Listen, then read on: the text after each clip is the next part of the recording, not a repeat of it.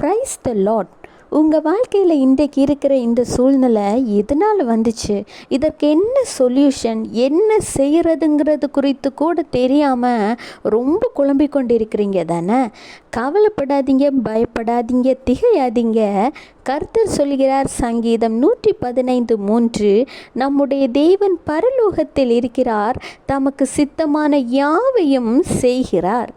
அதாவது இன்று உங்கள் வாழ்க்கையில் இருக்கிற இந்த சூழ்நிலையை ஆண்டவராகிய இயேசு கிறிஸ்துவின் சித்தத்தின்படி வந்தது தான்.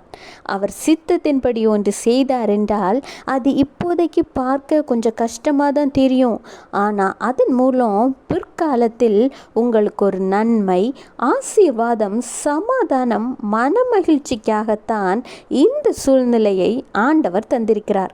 அவர் தன்னுடைய பிள்ளைகளை அளவைத்து சந்தோஷப்படுகிற தேவன் இல்லை. நீங்கள் அழும்போது உங்களை ஆற்றி தேற்றி அரவணைக்கிற தேவன். எனவே இப்போதைய சூழ்நிலையை கண்டு சோர்ந்து போகாதீங்க. ஆண்டவருக்கு நன்றி சொல்லுங்க, விசுவாசத்தோடு காத்திருங்க.